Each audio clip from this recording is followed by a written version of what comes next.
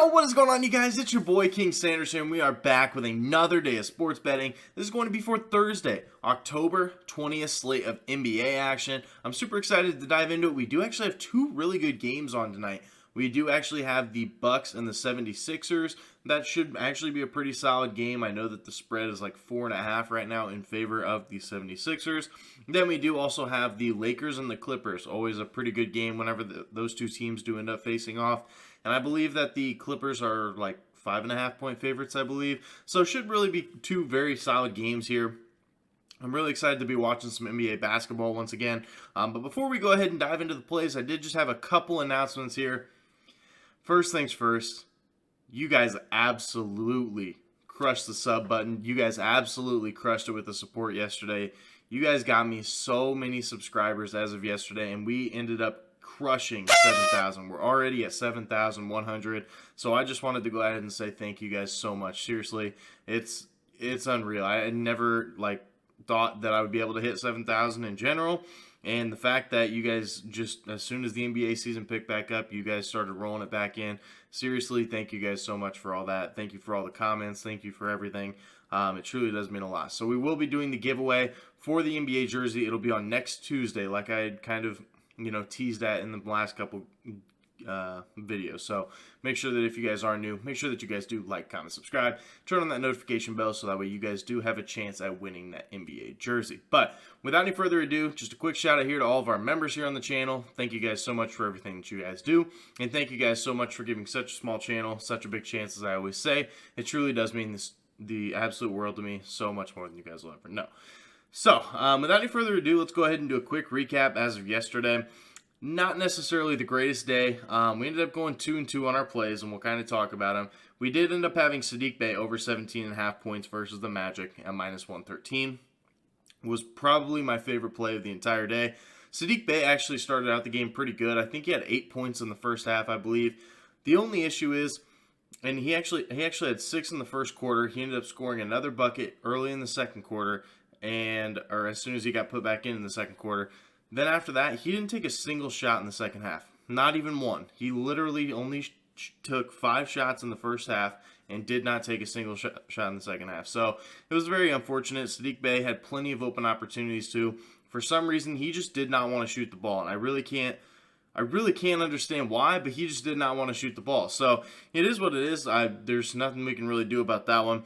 Then we had Donovan Mitchell, under 23.5. He goes off for 31 points here versus Toronto. I guess I took the wrong Cav, and the worst part is I was looking between Darius Garland or Donovan Mitchell. I really just wasn't sure which one, so I went with the new guy. And it seems like the Cleveland Cavaliers are literally giving the keys to Donovan Mitchell, saying, here's your team now. You go ahead and run the show. Garland, you're now a side piece. I hope that that's not the case. I love Garland, but man, Donovan Mitchell was getting every look that he wanted tonight. So it wouldn't really shock me. Donovan Mitchell is a star player at the end of the day. But let's go ahead and talk about our two wins that we had. We had the Grizzlies and the Knicks over 225.5 at -103. Cam Reddish, you might be my favorite player here for a little bit. If you guys did end up missing the game, Cam Reddish hits a shot with 3 seconds left to tie the game. It was a pretty crazy three. It was a contested three. Ended up making the three with 3 seconds left.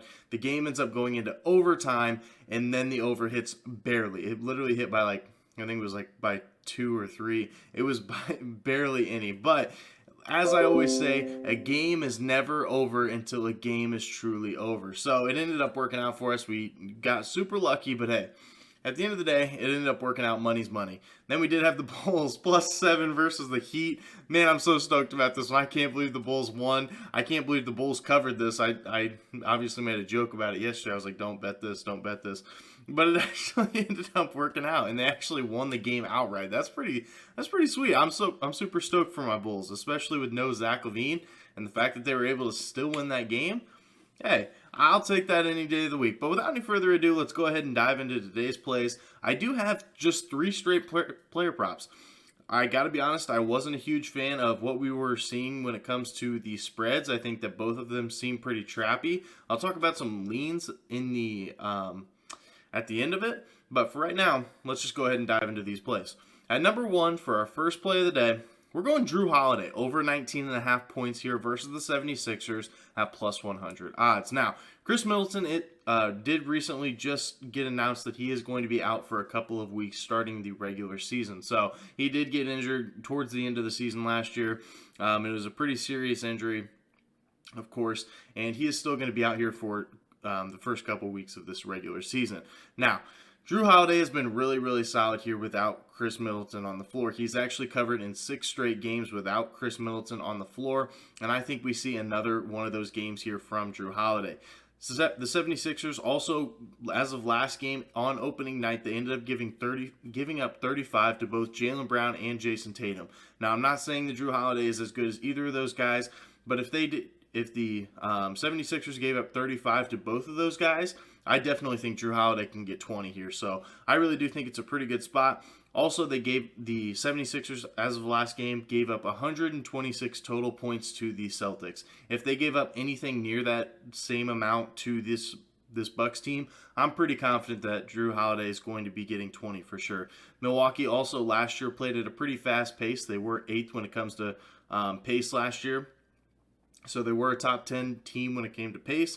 I definitely should see a lot of shots for this Milwaukee roster, so I do like it. And there's not a whole lot of shot takers on the Bucks, just in general. There's not a lot of guys that take a bunch of shots. If you take a look, I mean, Giannis, obviously Giannis is going to get his shots. There's just no doubt about it. Chris Middleton, another huge shot taker for this team, out of the game. Drew Holiday, of course, the guy that we are talking about, and Bobby Portis. Bobby Portis, you guys know, as a former Bull, I know a lot about Bobby Portis. As a Bulls fan, I know so much about Bobby Portis. But let's be honest here, Bobby Portis does take a lot of shots, especially when he's hot. If he sees one or two go through, just know he's shooting it every single time. So I don't think that it's going to be enough to be able to hold Drew Holiday back from that 20 points mark. So that is going to be our first play of the day. Drew Holiday over 19.5 points here versus the 76ers at plus 100 odds. Now for our second play of the day, we're taking PJ Tucker under 4.5 rebounds here versus the Bucks at minus 105 odds. Now, I like this quite a bit because in the season opener, he did only grab 4 rebounds versus the Celtics. And truly, I think this is going to be a tougher matchup to be able to get rebounds against for like the Milwaukee Bucks. Now, as of last season, finishing out the regular season, he also was 4-2 in his last 6 to the under in this line. So I do like this as a pretty good spot. And Milwaukee was the 3rd best rebounding team in basketball last year. And truly, their lineup didn't really change too much. So they should see a bunch of rebounds once again. And with that being said, I think it's going to be tough for a guy like PJ Tucker. We all know PJ Tucker is kind of on the shorter side of things. Definitely a great player. Definitely very gritty.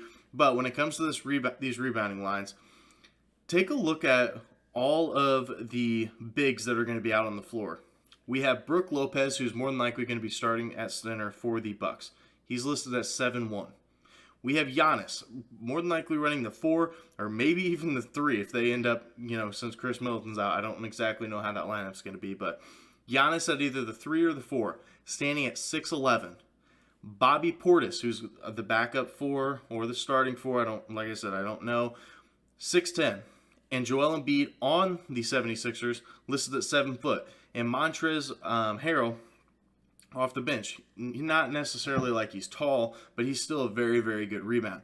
Those are a lot of very good rebounding guys and a lot of tall guys that are going to be taking a lot of chances away from PJ Tucker, I think the only way that he does end up hitting this is by long rebounds. So I really do like this for our second play of the day. PJ Tucker under 4.5 rebounds versus the Bucks at minus 105 odds.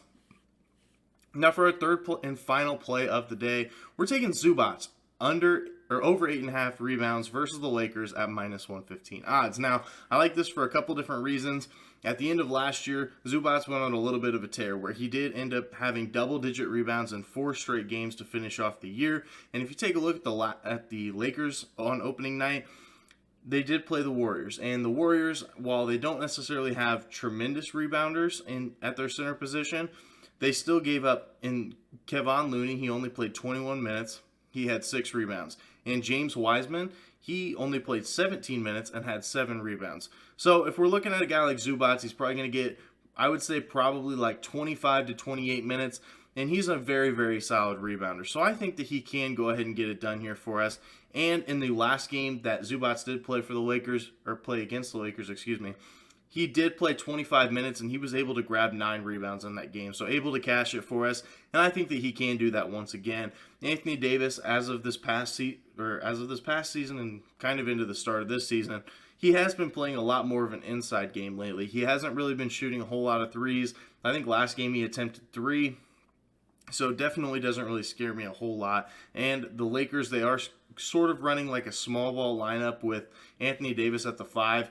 I know Anthony Davis isn't like tiny, but it's a little bit smaller of a traditional lineup. So with that being said, Anthony Davis, I think that Zubac is going to be able to get 9 rebounds for us. I don't think that's a huge ask for a guy like Zubac who gets a ton of rebounds. So that is going to be our third and final play of the day. I love that play. Zubac over 8.5 rebounds here versus the Lakers at -115 odds. So that is going to do it for today's video. If you guys did enjoy, make sure you guys do like, comment, subscribe, turn on that notification bell so you guys know whenever I post. Like I said, we are still currently on the road, I guess now to 8,000. I think I might have messed that up at the beginning, but we're on the road to 8,000 now, which is just crazy to say. But if you guys are new, make sure that you guys are subbed. But that's going to do it for me. This is King Sander signing out. Peace.